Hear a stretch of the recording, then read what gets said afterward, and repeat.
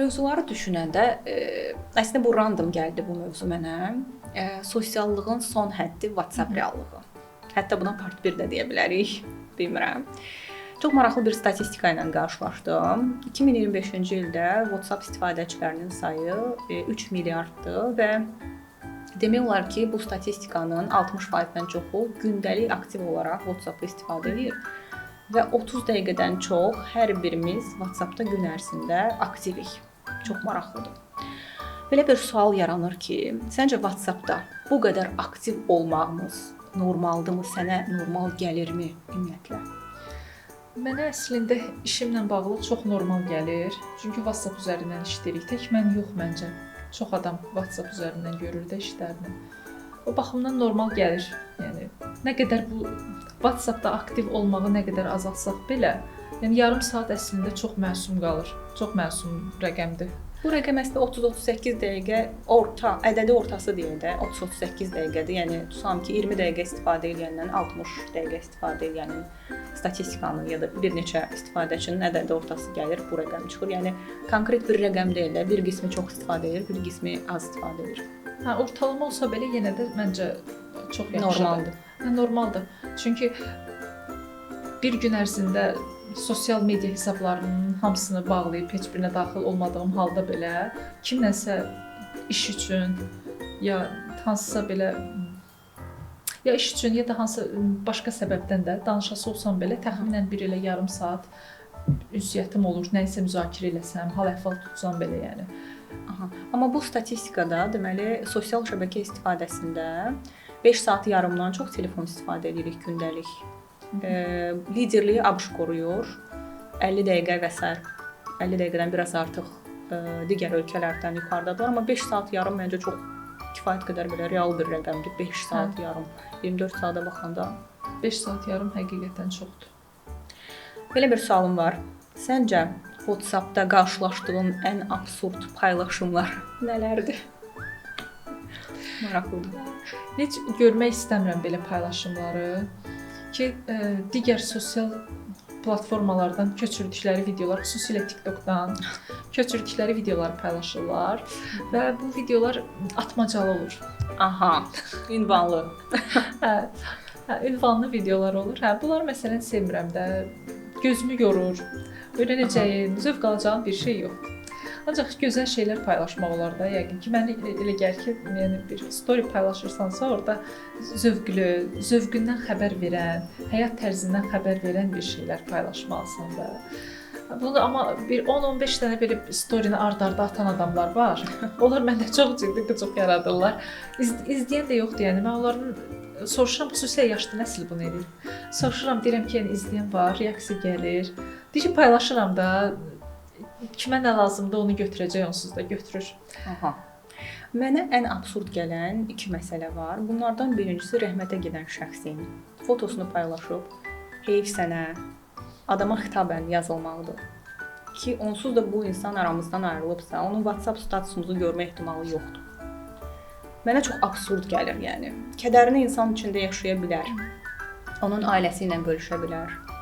Paylaşılanda sanki dəyərini itirir, mənə elə gəlir. Göstəriş xarakteridir də məncə. Mənə də göstəriş kimi gəlir. Yəni, digər ətrafına, o həmin adamın qohumlarına göstərmək istəyir ki, mən bu adamı necə də sevirdim. Halbuki sabahsı günü məsəl üçün toydan şəkil paylaşır və bir gün əvvəl paylaşdığı şəkili demək olar ki, deaktiv eləmiş olur. Bir digər tərəfdən ailə üzvünün sənə verdiyi hədiyyənin paylaşılmağı mənə çox absurd gəlir. Canım həyat yoldaşım, falan hədiyyələrə görə təşəkkür edirəm və s. Yəni o şəxs digər otaqdadır. Və bu paylaşımı onun üzbəüz təşəkkür eləməyi daha təsir edici deyil. Təbii ki, amma yenə də bunu göstəriş üçün paylaşır ki, digər xanımlar ki, görün də, yəni mənə də belə dəyər verən, məni belə sevən adam var həyatda. Rəqabət yaradırıq, yəni bir mənada. Deməli, bu paylaşımlarla bağlı balaca bir statistikanı bölüşüm. Biz paylaşımlarımızı etdiyimiz təqdirdə bizim kontaktımızda, yəni əlaqəmizdə olan 45% insan bizim bu paylaşımlarımıza baxır. Bu çox maraqlıdır. Əslində biz düşünürük ki, kimlər üçündür və s. Amma 45%, məncə 50%-ə yaxın bir adamın baxmağı çox böyük bir rəqəmdir sanki. Digər maraqlı sual. WhatsApp-da hər şeyini gizlədən, məsəl üçün görüldüsünü, çatdırılmanı və s. Sənin bu insanların xarakteri necə gəlir? Çox maraqlıdır. Nəsə gizli işlər var. Gizli gəlirlər, hə? Hə, yaxşı mənada yox, yəni. Dürüst adam deyillər. Mənə də qaçış yoluymuş kimi, yəni günə görə, nəbzə görə prosesi tənzimləmək üçün istifadə edirlərmiş kimi gəlir. Düzdür, bəzən ehtiyac olur sanki, nə yalan deyil. Ki məndə də məsələn saat bağlıdır. Nə vaxt aktivəm, nə vaxt aktiv deyiləm. Bunu bağlamışam. Hə, çünki əlimdə işim olur. Kimsə mesaj yazır, mən ona cavab verə bilmirəm. Adam da inciyir. Elə adamlar var. Başa düşmürlər də ki, sənin işin var, hazırda baxa bilmirsən. Vaxtın olanda baxasan. Hə, bunu başa düşməyən adamlara görə bağlamışam ki, görməsin də nə vaxt aktivəm, aktiv deyiləm. Hə, mesajına baxdığım anda cavab verəcəm, amma mesajın oxunması aktivdir, yəni onu açıq saxlamışam. Əla. Mən bəzən bağlayıram, bəzən açıq, yəni açıq dəyişir. Sən niyə bağlayırsan? Niyə bağlayıram? Çünki bəzən olur ki, oxuyuram, cavab yazmıram. Niyə? Prosesə görə dəyişə bilir bu. Deyim ki, məsəl üçün görüşdə isə rəsmi bir görüşdüsə və orada açıq saxlaya bilmirəm, amma bir neçə mesaj gəlir deyə. Ona görə çox təcilidirmi, açıb baxıram, həmin anda cavab yaza bilmirəm. Və ona görə kənara qoyuram, təcili deyilsə kənara qoyuram ki, prosesdən qopmayım. Və bəzən bu prosesdə mənə necə deyirlər, sifət eləyənlər olur, el arasında desək. Elə buradan sual verim. Sonki mesajı gördüm, qarşı tərəfə bildiriş getdi ki, bu oxuyub, yəni göy işarə düşdü və sən gec cavab verdin. Qarşı tərəf sənə reaksiya göstərəndə necə davranırsan, necə tənzimləyirsən, nələr deyirsən? Sadəcə vəziyyəti izah edirəm ki, vaxtım yox idi. İnanmadı, trip atdı. Hə, belələr də olur. O mesaja ümumiyyətlə reaksiya vermirəm. Hə, yəni həmin adam baxıram ki, yazdığı mesajları, o trip atdığı mesajları da silib. Və sonra o silən tayfa. Və sonradan nəsə mənim ona sözüm olarsa, heç nə olmamış kimi yazıram. Ya onun sözü olarsa, o da mənə heç nə olmamış kimi elə yazır. Və biz normal söhbətimizi davam edirik. Heç ora qayıtmıram. Qayıtsa belə sadəcə bir kəlmə deyirəm ki, izah eləmişdim vəziyyəti ki, başım qarışıqdır, cavab verərəm. Sən bunu bilirsən. Bilirsən ki, mənim başım qarışıq olur gün ərzində. İmkan eləyəndə cavab verirəm. Və salam. Uzatmıram söhbəti. Ən idealıdır məncə. Çünki uzadanda, izah eləyəndə biraz günahkar vəziyyətdə düşürsən, manipulyasiyaya çox açıq olur vəziyyət, könlünü almaq üçün nəsə eləməli olursan və s. Mesajlaşmadan danışmışkən bir sual mənə maraqlıdır. Mənim çox həssas olduğum məsələlərdən biridir. Söz mesaj göndərənlər. Dınq, dınq, dınq. 20 dənə, yəni bir cümlədə 20 söz varsa, geniş bir cümlədirsə, tək-tək yazır. Salam, necəsən? Bir söz soruşacaqdım. Həmin adamlara adətən belə onları necə deyim, biraz tərbiyələndirmək üçün onunla danışanda daim olaraq çalışıram ki, nə varsa bütün fikrimi bir mesajda göndərim. Ardıcıl olaraq o mənə qırıq-qırıq mesaj yazdıqca mən ona uzun mesaj yazıram və onu bir mesaj olaraq da, yəni mətni bir mesaj olaraq göndərirəm ki, başa düşsün. Və başa düşmədiyi halda bir səs atıram, izah edirəm ki, düz eləmirsən. Mane olursan mənə. Nə yazacaqsansa yaz birbaşa və konkret ol. Məntiqli də əslində konkret olmaq və səs atmaq demişkən, bütün mesajlara səslə cavab verənlər. Ən əsəbləşdiyim, hələ xüsusilə də işin WhatsApp qrupunda. Yəni çəkinmir. Hə, yəni işləyirəm mən, yazılı olanda ona cavab vermək, reaksiya vermək daha rahatdır da. Tez göz atırsan, cavab yazırsan. Səsli olanda amma çətindir də. Mən əlavə başqa işlərlə məşğulam deyə onu dinləmək filan problem olur. Və xüsusilə də mən sənə yazılı göndərmişəmsə mesajı. Deməli mən səninlə yazışmaq istəyirəm.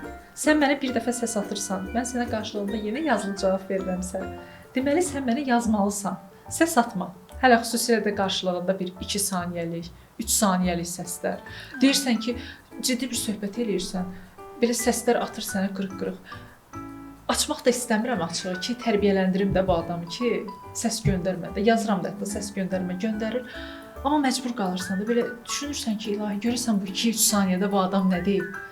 açırsan ki, çox dəxlisiz də belə, bəlkə də vəyəni belə uzadaraq 1 saniyədə, 2 saniyədə göndərib sənə. Və elə məqamlarda sadəcə sinirlərimi qorumağa çalışıram. Bilmirəm, o situasiyada sən nə edirsən? Mənə ən gülməli gələn məsələlərdən biri, deməli tədbirdəsən və ya hər hansı bir aça bilməyəcəyin yerdəsən, zəng eləyir, mesaj yazırsan ki, tədbirdəyəm, nə lazımdırsa burdan de. O da sənə götürür səs atır. Onsuz da aça bilsəydim, səsli zəngi açardım.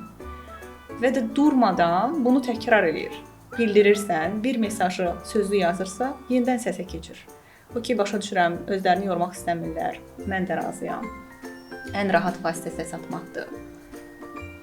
Amma bəzi məqamlarda qarşı tərəfi də başa düşmək incəlik və nəzakətdir. Bir də bu səs atanlardan mənim çevrəmdən bəziləri var ki, 4 dəqiqə, 5 dəqiqə, 7 dəqiqə səs atanlar var.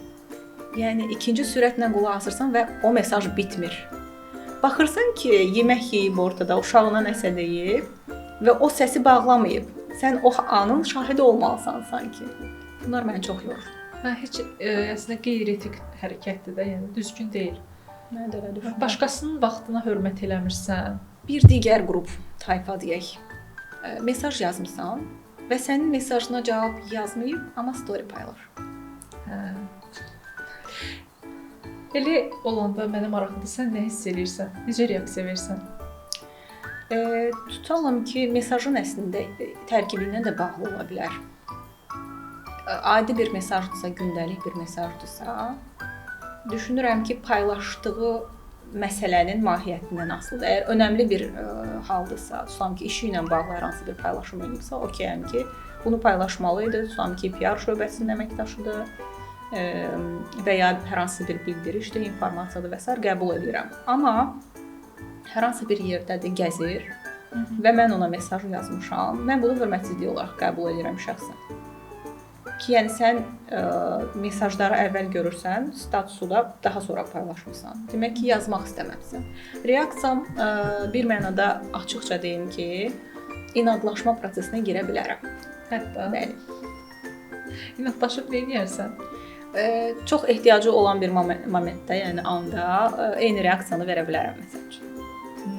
Tərbiyələndirmə xarakterli məqsədimiz. Bütün bu sualları əslində çevrəmdən götürmüşəm. Yəni onları müşahidə eləyə-eləyə bu suallar məndə formalaşıb.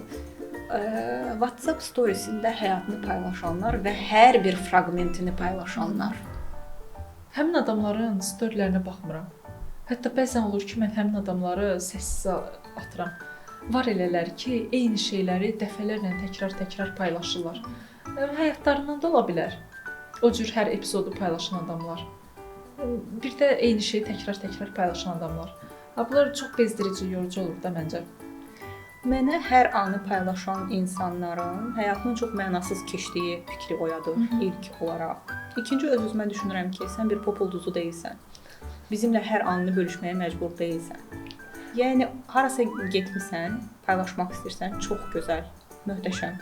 Bir dənə şəkil paylaş və hətta elə insanlar var ki, tutalım ki, eyni məkandadır. Saçını bir dəfə belə saxlayıb, saçını bir dəfə belə saxlayıb, bir dəfə belə baxıb, onların hər birini ayrı-ayrı paylaşır. Yəni bu qədər səmimi olmağımıza ehtiyac yoxdur. Yəni o şəkillərə özün bax, çevir bax, ətrafındakilara göstər, amma yəni bu qədər açıq olmayaq, yəni ictimailəşməyək bu qədər sanki. Mənə elə gəlir ki, əslində sosial media platformalarından istifadə etməyin özü bir mədəniyyətdir də. Bunun bir qaydası var, qaydaları var. Düzdür, yazılmayıb heç yerdə. Amma yazılmamış qaydalar. Hə, yazılmamış qaydalardandır və bunu sən özün prosesdə öyrənirsən. Məsələn, izləyirsən ki, kimlər ki xoş qarşılanır, daimi olaraq onlara xoş reaksiyalar verilir. Bax gör, incələ də gör onlar necə paylaşırlar, nəyi necə təqdim edirlər. Çox qəribədir. Ətrafımda belə tanınmış adamlar da var. Eynən dediyim kimi bir məkandan şəkil çəkdirib, şəkil arasında fərqi görə bilmirəm də az qala. Paylaşır. Sanki elə bil ki, telefonun qalereyasını mənlə bölüşür. Nə ehtiyac var? Cümlə budur. Telefonun qalereyasını mənlə bölüşür. Tam onu hiss edirəm. Yəni bu heç doğru bir yanaşma deyil, yəni bu səmimiyyət də deyil. Mənə psixologiya yanlış gəlir ki, yəni insan belə bir psixologiyada necə ola bilər? Mən bir məkandan, bir şəkildən artıq paylaşanda fikirləşirəm ki, insanları yoruram artıq. Yəni o mənim şəklimi görməyə məcbur deyil əslində. Həm də ki, bunun üçün funksiyalar var da. Bir neçə şəkli də birləşdirib rahat paylaşa bilirsən. Məsələn, bir gününü birləşdirib elə bir story-də paylaşmaq imkanın var da sənin. Bu çox estetik və qəşəng görsənir. Qatılıram. Hə, bundan istifadə etmək olar da. Yəni belə daha gözəldir. Həm biraz da daha da sirri qalırsan, insanlara maraqlı olursan da. Nəyə ehtiyac var ki, bütün şəkilləri açıq-saçıq, bağıra-bağıra, detallı şəkildə hamısını paylaşasan. Və aylar keçəndən sonra eyni şəkli yenidən paylaş. Biz görmüşük, yadımızda saxlamışıq. Təkrar birinin anasıdır, başa düşürəm, amma bu məqamda yox. Məncə həmin adamlar darıxırlar. Onların tərifə, xoş sözə, biraz sevgi dolu cümlələrə ehtiyacı olur, yəqin ona görə paylaşırlar. Yəni bekar olduqlarını qəbul eləyirik də. Bekardılar da, hə. O da var. Yəni iş-güc adam başına elə qatır. Bəzən hesablarımın aktivliyini qorumaq üçün fikirləşirəm ki, gün ərzində heç olmasa hərəsindən bir paylaşım eləyim. Amma iş-güc başıma elə qatır, günün sonunda baxıram ki, heç bir paylaşım eləyə bilməmişəm də. Görünür həmin adamların elə bir problemi yoxdur da, çox rahatdılar. Yer gəlmişkən özümdə bu xətaya yol verirəm. Bir də sosial media hesablarında 3-4 dənəsində eyni şeyi paylaşmaq. Bəzən olur indi mən də məsələn Instagramdan paylaşdığımı Facebook üzərindən də paylaşıram. Amma bu da yaxşı bir şey deyil məncə. Buna da insanlar yorulur. Çünki təxminən sənin kontaktında olanlar da, Facebookda, Instagram dostluğunda olan adamlar təxminən eyni adamlar olur da, əksəriyyət vaxtda. Bu adamları yorur əslində, qarşı tərəfi yorur. Gərək o xətaya yol verməyəsən, bir yerdə paylaşmısansa orada kifayət eləyir. Digərində başqa bir şey paylaşa bilərsən. Bu daha yaxşıdır. Daha çox belə diqqət çəkir, daha çox önə çıxarır sənin paylaşımını. Səncə sosial medianın istifadə bələdçisi olmalıdır? Olmalıdır. Belə yazılı şəkildə olsa çox yaxşı olar. İmzalı qəbul olunan. Bəli. Amma o daimi olaraq yəqin ki, təkmilləşməli olacaq da. Çünki funksiyalar əlavə olunur. Hər bir funksiya gəldikcə gərək onun da öz yazılı mədəniyyət qaydası olsun ki, bunu bu cür paylaşmaq lazımdır ki, insanlara həm daha çox adama çatsın, həm də insanları bezdirməsin, maraqlı olsun adamlara.